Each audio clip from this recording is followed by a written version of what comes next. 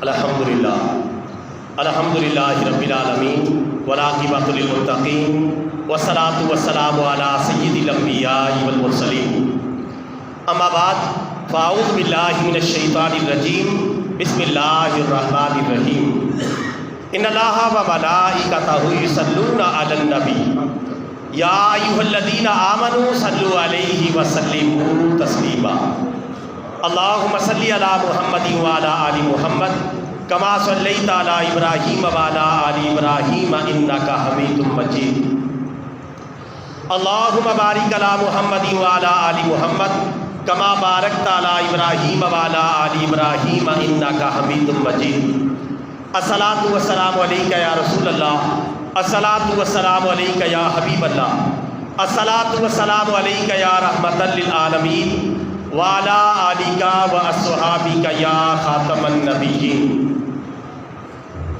واجب الاحترام برادران اسلام، سب کی سب تعریفیں اللہ رب العالمین عز و جل کے لیے، جس نے بلا شرکت غیرے پوری کائنات کو وجود عطا فرمایا، اور درود لامحدود اور سلام بے شمار ہمارے پیارے نبی، ہمارے پیارے آقا، ہمارے پیارے پیغمبر سرکار مدینہ، سرور قلب و سینہ، فیض گنجینہ، صاحب معطر پسینہ، باعث نزول سکینہ، آقا نامدار، مدینے کے تاجدار، سارے نبیوں کے سالار، حبیب کردگار، محبوب پروردگار، جناب احمد مختار، حضرت محمد مصطفیٰ صلی اللہ علیہ وسلم کی ذات گرامی پر کہ جنہوں نے دنیا میں تشریف لا کر حق کا بول بالا فرمایا۔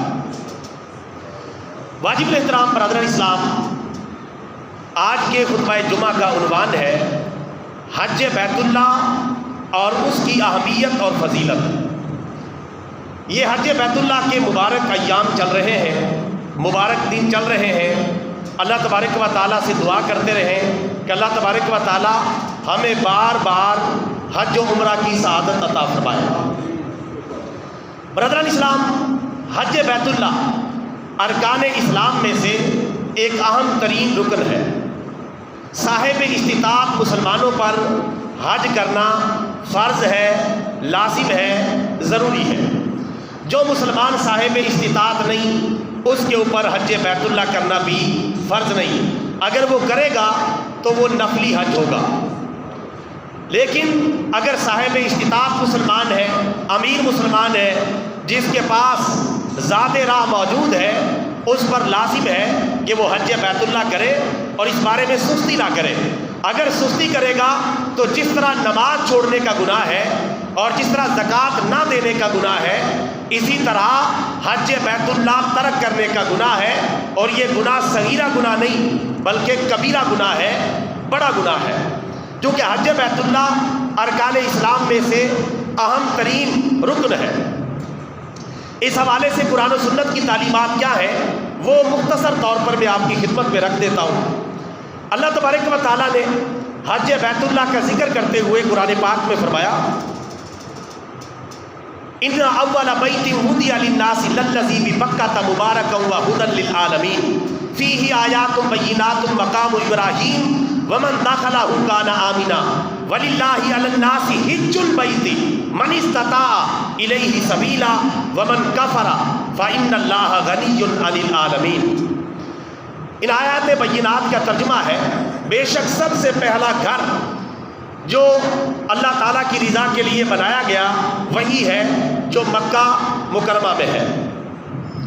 اس میں اللہ تعالیٰ کی قدرت کی نشانیاں موجود ہیں، اور اس میں مقام ابراہیم بھی موجود ہے، اور جو بیت اللہ کے اندر داخل ہو گیا وہ امن والا ہو گیا۔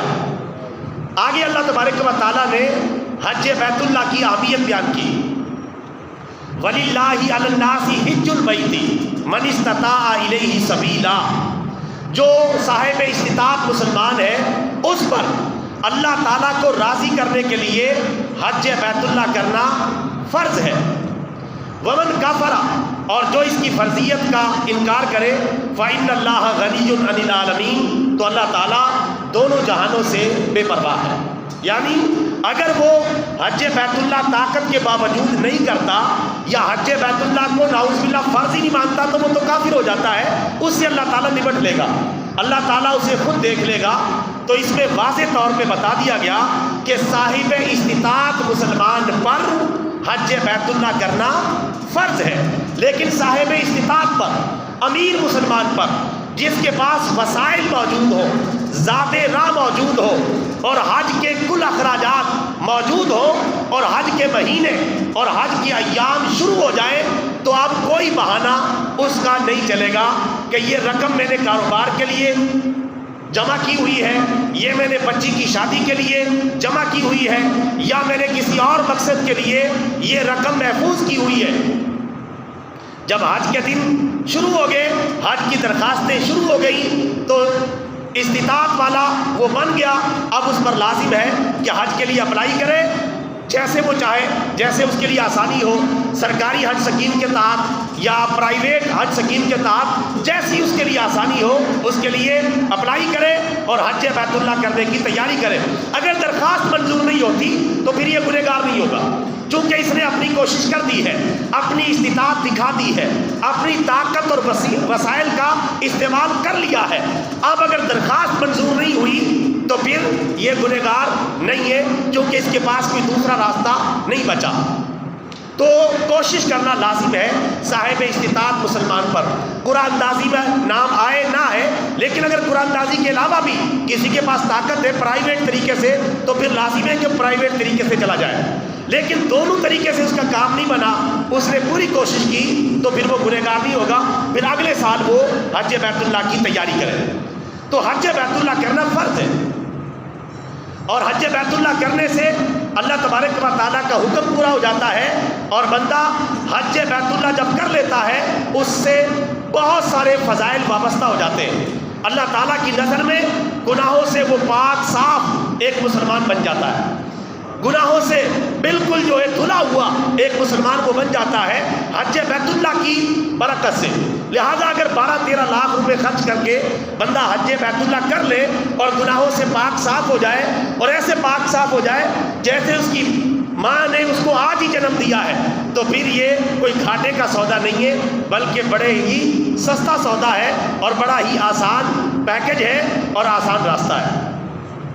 اللہ نے طاقت دی ہے، اب کس کے پاس طاقت ہے ہر بندہ اپنے بارے میں بہتر جانتا ہے، اس کے پاس طاقت ہے یا نہیں، کیونکہ کسی کے وسائل کا کسی کو نہیں پتا۔ اگر اوپر سے کرتا رہے گا کہ میرے پاس طاقت نہیں لیکن طاقت تھی تو اللہ تعالیٰ تو جانتا ہے۔ ہاں اگر طاقت نہیں ہے پھر پریشان ہونے کی ضرورت نہیں، کیونکہ حج بیت اللہ امیر مسلمانوں پر فرض ہے، غریب مسلمانوں پر فرض نہیں ہے، یہ اللہ تعالیٰ نے آسانی پیدا کر دی ہے۔ اگر اللہ تعالیٰ حج کو بھی اسی طرح فرض کر دیتا جس طرح نماز فرض ہے ہر امیر اور غریب پر، جیسے روزہ فرض ہے ہر امیر اور غریب پر، تو کتنا مشکل ہو جاتا حج بیت اللہ کرنا، اور پھر ایک انسان کے لیے کتنی پریشانی بنتی۔ تو ہمارا دین آسان دین ہے، لا یکلف اللہ نفسا الا وسعها، اللہ تعالیٰ کسی انسان پر اس کی طاقت سے زیادہ بوجھ نہیں ڈالتا، اللہ نے طاقت سے زیادہ بوجھ نہیں ڈالا۔ تو حج بیت اللہ کرے اور پوری تیاری کے ساتھ حج بیت اللہ کرے، اور پورا سیکھ کر تعلیم حاصل کر کے اس کے مناسک ارکان کا علم حاصل کر کے حج بیت اللہ کرے، تاکہ اس کے لیے آسانی پیدا ہو اور وہ صحیح طریقے سے حج بیت اللہ کے پروسیس کو مکمل کر سکے۔ اسی طرح ایک اور مقام پر اللہ تبارک و تعالیٰ قرآن پاک میں ارشاد فرماتا ہے وَأَتِمُّ الْحَجَّ وَالْعُمْرَةَ لِلَّهِ، اور اے مسلمانوں تم حج اور عمرہ کو اللہ تعالیٰ کے لیے پورا کرو۔ حج کرنا ہے اللہ کے لیے، عمرہ کرنا ہے اللہ کے لیے، تب وہ حج کہلائے گا اور تب وہ عمرہ کہلائے گا۔ اگر حج اس لیے کیا تاکہ لوگ مجھے حاجی کہیں، عمرہ اس لیے کیا تاکہ لوگ مجھے حاجی کہیں، تو پھر حاجی تو ہو سکتا ہے کہہ دیا جائے لیکن ثواب نہیں ملے گا، اس پر اجر نہیں ملے گا۔ اس طرح کی کوئی توقع وابستہ نہیں کرنی چاہیے، اور اس کو اپنا ایک پروٹوکول نہیں بنانا چاہیے کہ لوگ مجھے حاجی کہیں، تو یہ ذہن میں نہیں ہونا چاہیے۔ حج کریں اللہ کی رضا کے لیے اور عمرہ کریں اللہ تعالیٰ کی رضا کے لیے، یہ نہیں کہ لوگ کیا کہیں گے لوگوں کو چاہیے کہ مجھے حاجی کہیں، تو یہ توقع لوگوں سے نہ رکھے، اور جب حج کر کے آئے تو واضح تبدیلی بھی نظر آئے، یہ نہیں کہ بس گیا اور آیا جہاں کھڑا تھا وہی کھڑا ہے، نمازیں پوری پہلے بھی نہیں پڑھتا تھا اب بھی نہیں پڑھتا، شریعت مطہرہ کی پہلے بھی پابندی نہیں کرتا تھا اب بھی نہیں کرتا، پہلے بھی جھوٹ بولنا نہیں چھوڑتا تھا اب بھی نہیں چھوڑتا، اب بھی جو ہے اسی طرح گناہوں میں ملوث ہے جس طرح پہلے ملوث ہے۔ تو یہ حج تو ہو گیا لیکن مقبول حج کا راستہ وہ اختیار نہیں کر سکا، چونکہ علماء نے لکھا ہے مقبول حج کی ایک نشانی یہ بھی ہے کہ جب حاجی حج کر کے واپس آتا ہے تو اس کی زندگی میں انقلاب آ جاتا ہے، اس کی زندگی میں تبدیلی آ جاتی ہے، وہ پہلے سے بڑھ کر نیک بن جاتا ہے، یہ نہیں کہ جہاں کھڑا تھا وہی کھڑا ہے۔ حج بیت اللہ بھی کیا اور گنگا کا اشنان بھی، راضی رہے رحمان بھی خوش رہے شیطان بھی، ایسا نہ کرے کہ یار حج بھی کر لیا اور رحمان کو بھی راضی کرتا ہے شیطان کو بھی راضی کرتا ہے، ایک ٹائم میں ایسا نہیں ہو سکتا، یا تو رحمان راضی ہوگا شیطان ناراض ہوگا، اور یا شیطان راضی ہوگا رحمان ناراض ہوگا۔ اس لیے جب حج کرنا ہے تو پھر اپنے آپ کو تبدیل کرنا ہے، اور جب طاقت ہے پھر بہانہ نہیں لگانا۔ رسول پاک صلی اللہ علیہ وسلم نے فرمایا، مشکات المصابیح کی حدیث مبارکہ ہے، جو بندہ طاقت کے باوجود حج بیت اللہ نہیں کرتا، طاقت ہے، قوت ہے، وسائل ہے، ذات سفر موجود ہے لیکن حج بیت اللہ نہیں کرتا، تو رسول پاک نے فرمایا اللہ تعالیٰ کو اس کی کوئی پرواہ نہیں، چاہے وہ یہودی ہو کے مرے چاہے وہ عیسائی ہو کے مرے۔ آپ اندازہ کریں، عام طور پہ رسول پاک کی انداز اختیار نہیں فرماتے، رحمت للعالمین ہے، رؤوف الرحیم ہے، نرمی اختیار فرماتے ہیں، نرم کلمات کا استعمال فرماتے ہیں، لیکن یہاں آپ نے کتنے سخت جملے ارشاد فرمائے کہ جو بندہ طاقت کے باوجود حج بیت اللہ نہیں کرتا اللہ کو اس کی کوئی پرواہ نہیں، چاہے وہ یہودیوں کے مرے چاہے وہ عیسائیوں کے مرے۔ یعنی اس کے پاس وسائل تھے، طاقت تھی، اور یہ وسائل کس نے دیے؟ اللہ نے۔ یہ طاقت کس نے دی؟ اللہ نے۔ اور اس نے اللہ کا گھر دیکھنے کے لیے، حج بیت اللہ کرنے کے لیے، فرض حج کو نبھانے کے لیے اس نے اپنا سرمایہ خرچ نہیں کیا، اس نے گویا کہ اللہ سے، حج بیت اللہ سے اور اللہ تعالیٰ کے گھر کے دیدار سے اپنے سرمایہ کو اور اپنے پیسے کو زیادہ مقدم سمجھا، اور حج جو اس پر فرض تھا اسے اس نے اہمیت نہیں دی، اس لیے ناراضگی کا اظہار کیا۔ ہاں اگر طاقت نہیں تھی، قوت نہیں تھی، سرمایہ نہیں تھا تو اللہ نے حج فرض ہی نہیں کیا، لیکن جب فرض کیا ہے پھر نہیں کر رہا تو پھر اللہ کی نظر میں وہ بندہ گر جاتا ہے، اللہ کی نظر میں اس کی حیثیت ختم ہو جاتی ہے کہ میں نے اس کو دولت دی، سرمایہ دیا، قوت دی، طاقت دی، لیکن یہ اس سرمایہ کو میرے راستے میں میرا گھر دیکھنے کے لیے خرچ نہیں کرنا چاہتا، تو ظاہر ہے کہ وہ اللہ تعالیٰ کی نظر میں گر جاتا ہے۔ ہماری نظر میں ہم دیکھیں کسی کو بہت زیادہ نوازیں اور پھر وہ ہمارے ساتھ اچھے اخلاق سے نہ پیش آئے تو ہماری نظر میں وہ بندہ گر جاتا ہے کہ یار میں اس سے اچھے اخلاق سے پیش آتا ہوں، ہر طرح سے اس کا خیال رکھتا ہوں اور یہ میری ذرہ برابر بھی پرواہ نہیں کرتا، تو بلا تمثیل اللہ تعالیٰ ناراض ہوتا ہے۔ میں نے اس کو رزق دیا ہے، وسائل دیے ہیں، قوت دی ہے، ذات سفر دیا ہے، یہ کوئی غریب تو نہیں تھا، غریب پر تو میں نے حج ہی فرض نہیں کیا، امیر بنایا لیکن اس نے اپنی امیری کا حق ادا نہیں کیا۔ ایسے امیر حضرات خبردار ہو جائے، بہت سارے امیر لوگ میں نے اکثر دیکھا ہے پرائمری طبقے کے مسلمان زیادہ حج بیت اللہ کرتے ہیں، یا مڈل طبقے کے بڑے بڑے میں نے کروڑ پتی لوگ بھی دیکھے، وسائل اتنے زیادہ حج کی کوئی پرواہ نہیں، ارب پتی لوگ وسائل اتنے زیادہ حج بیت اللہ کی فکر نہیں، دنیا بھر کے سیر سپاٹے کر رہے ہیں، دنیا بھر کیا جو سیر و تفریح کر رہے ہیں لیکن حج بیت اللہ کرنے کے لیے نہیں جاتے۔ ایسے امیر حضرات اللہ سے ڈر جائیں کہ یہ اللہ کی پکڑ ان پر نہ جائے، کتنی ناراضگی کا اظہار کیا ہے۔ ایک اور حدیث مبارکہ سنیں، مشکات المصابیح میں موجود ہے، پیارے آقا صلی اللہ علیہ وسلم نے ایک مرتبہ خطبہ ارشاد فرمایا اور ارشاد فرمایا اے لوگو اللہ کے لیے حج کرو، حج کرنا تمہارے اوپر فرض ہے جو صاحب استطاعت مسلمان ہے۔ ایک بندہ کھڑا ہو گیا، عرض کرنے لگا آکلّہ آمین یا رسول اللہ، یا رسول اللہ کیا ہر سال حج کرنا فرض ہے؟ رسول پاک نے اس کی بات کو نظر انداز کیا، آپ نے پھر فرمایا اے لوگو حج کرو، تمہارے اوپر حج کرنا فرض ہے۔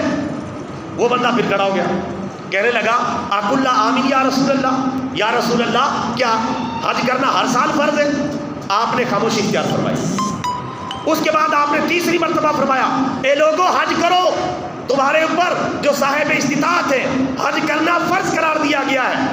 وہ بندہ تیسری دفعہ کھڑا ہو گیا، کہنے لگا اقول آمین یا رسول اللہ، یا رسول اللہ کیا حج کرنا ہر سال فرض ہے ہمارے اوپر؟ رسول پاک نے خاموشی اختیار فرمائی، حتیٰ کہ چوتھی مرتبہ آپ نے وہی بات ارشاد فرمائی کہ لوگوں حج کرو، تمہارے اوپر حج کرنا فرض ہے۔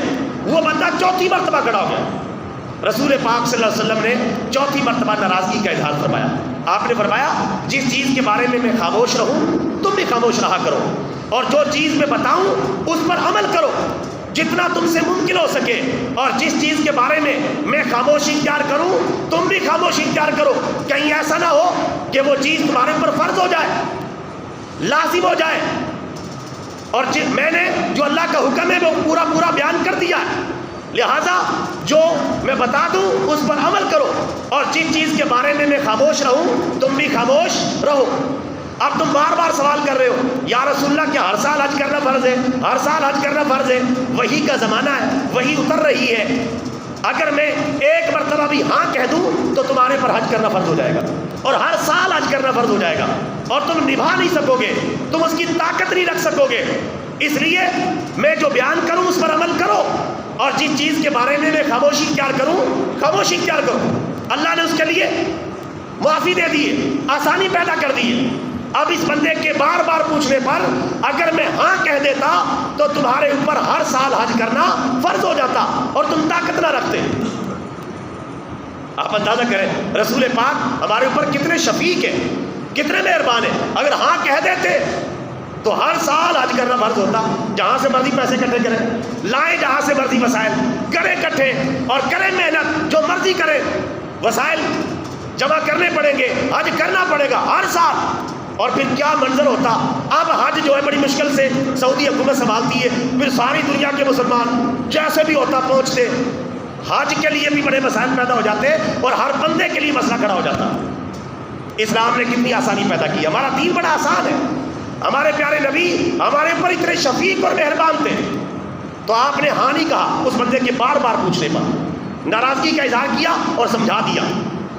ہر سال حج کرنا فرض نہ ہوا تو زندگی میں ایک مرتبہ حج کرنا فرض ہے۔ ایک مرتبہ اگر آپ نے حج کر لیا، پھر آپ چاہے کروڑ پتی، ارب پتی، کھرب پتی بھی بن جائیں، تب بھی حج کرنا دوبارہ فرض نہیں ہوتا۔ کریں گے نفلی کام ہے، کریں گے ثواب، نہ کریں ذرہ برابر بھی گناہ نہیں۔ کتنی آسانی رکھتی ہے زندگی میں ایک مرتبہ، اور وہ بھی امیر مسلمان پر۔ اور حج کرنے سے ایمان کی بیٹری چارج ہو جاتی ہے، جس طرح موبائل کی بیٹری چارج ہوتی ہے موبائل چل پڑتا ہے، اسی طرح جب بندہ حج اور عمرہ کر لیتا ہے ایمان کی بیٹری چارج ہو جاتی ہے، ایمان چل پڑتا ہے، ایمان بھی سو جاتا ہے، ایمان کو بھی زنگ لگ جاتا ہے، ایمان بھی بوسیدہ ہو جاتا ہے۔ ایمان کو تر و تازہ رکھنے کے لیے حج بیت اللہ کریں، اگر حج بیت اللہ کی طاقت نہیں تو پھر عمرہ کریں۔ عمرہ یہ بھی بہت بڑی فضیلت والا کام ہے۔ عمرہ 2-3 لاکھ روپے میں ہو جاتا ہے، حج جو ہے 12-13 لاکھ روپے میں ہوتا ہے۔ عمرہ کرنا سنت ہے، اور حج کرنا صاحب استطاعت مسلمان پر فرض ہے۔ یہاں ایک غلط فہمی کا میں ازالہ کرنا چاہتا ہوں، وہ یہ بعض بھائی عمرہ کرنے کی پوزیشن میں ہوتے لیکن عمرہ نہیں کرتے، کیونکہ انہوں نے غلط معصوم رکھی ہے کہ اگر میں نے عمرہ کر لیا تو میرے اوپر حج بھی فرض ہو جائے گا۔ یہ بات انہوں نے سن رکھی ہے، اس لیے وہ عمرہ بھی نہیں کرتے۔ جس طرح کہ غلط بات یہ بڑی مشہور ہے، جس نے شوال کے روزے ایک مرتبہ رکھ لیے بس پھر ہر سال ہی رکھنے پڑیں گے۔ جس طرح یہ جھوٹ ہے اسی طرح یہ بھی جھوٹ ہے کہ جس نے عمرہ کر لیا اس پر حج کرنا فرض ہو جائے گا۔ حج کرنا تب تک فرض نہیں ہوگا جب تک آپ کے پاس وسائل نہ آ جائے، چاہے آپ نے عمرہ کیا ہے چاہے نہیں کیا، اس بات کا حج کی فرضیت سے کوئی تعلق نہیں۔ اگر عمرے کے وسائل ہیں تو عمرہ کر لیں، جب حج کے وسائل آئیں گے حج فرض ہو جائے گا، چاہے آپ نے پہلے سے عمرہ کر رکھا ہے یا نہیں کر رکھا۔ یہی حکم شوال کے روزوں کا ہے، جس نے رکھ لیے اگلے سال رکھے نہ رکھے کوئی گناہ نہیں ہے، رکھ لیے بڑا ثواب، نہ رکھے ذرہ برابر بھی گناہ نہیں۔ بعض سمجھتے اکٹھے رکھنے پڑیں گے، بعض سمجھتے ایک دفعہ رکھ لیے پھر ہر سال ہی لازم ہو جائیں گے، لہٰذا میرا پروگرام تو بن رہا تھا رکھ لوں، لیکن اس لیے نہیں رکھے کہ ہر سال کے لیے مسئلہ کھڑا ہو جائے گا۔ حالانکہ مسئلہ نہیں کھڑا ہوا، آپ نے خود مسئلہ بنا دیا ہے، ایک غلط مسئلہ ہے، پیٹ سے کھڑا ہوا مسئلہ ہے جس کا حقیقت سے کوئی تعلق نہیں۔ لہٰذا میرے بھائیوں، اگر اللہ نے طاقت دی ہے، قوت دی ہے، تو پھر حج بیت اللہ لازمی کریں۔ اگر حج کی طاقت نہیں تو پھر کم از کم عمرہ کریں۔ رسول پاک صلی اللہ علیہ وسلم نے فرمایا، مشکات کی حدیث مبارکہ ہے، حج اور عمرہ سابقہ گناہوں کو مٹا ڈالتے ہیں۔ یعنی حج کریں تب بھی پچھلے گناہ معاف، عمرہ کریں تب بھی پچھلے گناہ معاف، اور فرمایا عمرہ دوسرے عمرے تک درمیان کے سارے گناہوں کو مٹا ڈالتا ہے۔ عمرے کے اندر بھی یہ طاقت ہے۔ اور فرمایا مقبول حج کا کیا پوچھتے ہو، مقبول حج کا ثواب تو سوائے جنت کے اور کچھ نہیں ہے۔ یعنی جس بندے نے حج کیا اور اس کا حج قبول ہو گیا تو وہ حاجی صاحب پکے جنتی بھی بن گئے، اس کا انعام اللہ کی جنت ہے۔ تو حج بیت اللہ کرنے سے جنت پکی ہوتی ہے، تو ہمیں یہ جنت پکی کرنی چاہیے کہ نہیں کرنی چاہیے؟ اور میرے بھائیوں مزہ آئے گا، حج کریں تو صحیح، اور حج کرنے سے کوئی آپ غریب نہ ہو جائیں گے، آپ کے وسائل ختم نہیں ہو جائیں گے۔ یہ غلط بات یار، بڑی مشکل سے رقم میں نے جمع کی ہے، کہیں ختم ہی نہ ہو جائے۔ رسول پاک صلی اللہ علیہ وسلم فرماتے ہیں روزہ رکھو صحت مند ہو جاؤ گے، حج کرو امیر ہو جاؤ گے۔ حج کرنے سے بندہ امیر ہوتا ہے، یہ ہم نے کہاں سے سوچ لیا کہ حج کرنے سے بندہ غریب ہوتا ہے؟ حج کرنے سے بندہ امیر ہو جاتا ہے، حج کرنے سے وسائل میں اضافہ ہو جاتا ہے، رزق میں اضافہ ہو جاتا ہے۔ لہٰذا حج بیت اللہ کریں۔ ایک مسلم شریف کی حدیث مبارکہ سنیں، ایمان تازہ ہو جائے گا۔ رسول پاک صلی اللہ علیہ وسلم نے فرمایا بار بار حج اور عمرہ کیا کرو، کیونکہ بار بار حج اور عمرہ کرنا غربت کو مٹا دیتا ہے، غربت کا خاتمہ کر دیتا ہے، اور حاجی کو دولت مند بنا دیتا ہے۔ بار بار حج کرنے سے تو یہ فائدہ ہے، ساتھ ادھر بھی جنت پکی ہو رہی ہے، ڈبل ثواب مل رہا ہے، ایمان کی بیٹری چارج ہو رہی ہے، ادھر سے رزق میں اضافہ ہو رہا ہے جس کے لیے ہم دن رات تگ و دو کر رہے ہیں، تو دونوں کام سیدھے ہو رہے ہیں۔ اس لیے رسول پاک نے فرمایا بار بار حج اور عمرہ کیا کرو، کیونکہ بار بار حج اور عمرہ کرنا غربت کو مٹا دیتا ہے، اور ساتھ ساتھ فرمایا یہ گناہوں کا اس طرح صفایا کر دیتے ہیں جس طرح بھٹی لوہے سے، سونے اور چاندی سے زنگ کو اور میل کچیل کو دور کر دیتی ہے، اسی طرح حج اور عمرہ کرنا بندے کے تمام گناہوں کو مٹا ڈالتا ہے، اس طرح پاک صاف کر دیتا ہے جس طرح بھٹی لوہے کے زنگ کو دور کر دیتی ہے، سونے چاندی کے میل کچیل اور زنگ کو دور کر دیتی ہے، اسی طرح حج بیت اللہ بھی انسان کی تمام علائشوں کو، تمام گناہوں کو اور تمام کبیرہ صغیرہ گناہوں کو معاف کروا دیتا ہے۔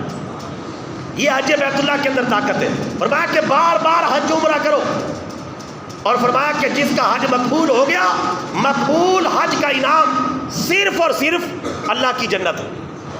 یعنی حاجی کا حج قبول ہوا، اللہ تعالیٰ کی جنت بھی اس کے نام پکی ہو گئی۔ لہٰذا میرے بھائیوں، اللہ نے اگر دیا ہے، مال دیا ہے، اب بھی حج کی درخواستوں کا سلسلہ چل رہا ہے، اب بھی معاملات جو ہے طے کیے جا سکتے ہیں، حج کے یہ دن چل رہے ہیں، اگرچہ پروازیں بھی تقریباً شروع ہو گئی ہیں، تو حج بیت اللہ کے یہ سلسلے چل رہے ہیں۔ اگر اللہ نے طاقت دی، اب سرکاری نہیں تو پرائیویٹ کے ذریعے کوشش کر کے دیکھ لیں، کریں ضرور کوشش۔ اگر آپ امیر ہیں، آپ نے کوشش کی، نمبر نہیں لگا، آپ کا گناہ ختم ہو گیا، پھر اگلے سال کوشش کر لیں۔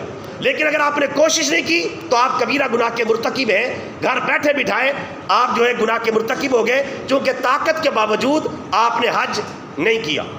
لہٰذا حج بیت اللہ کو اپنی زندگی کا ایک مشن بنا لیں کہ میں نے انشاءاللہ حج کرنا ہے۔ ہر امیر غریب یہ ذہن بنا لے، اللہ تعالیٰ غریبوں کے لیے بھی وسائل پیدا فرما دے گا۔ یہ نیت کر لیں، آؤ ہم سب مل کے نیت کرتے ہیں کہ انشاءاللہ اگر اللہ نے موقع دیا حج کرنے کا اور عمرہ کرنے کا تو اس موقع کو مس نہیں کریں گے۔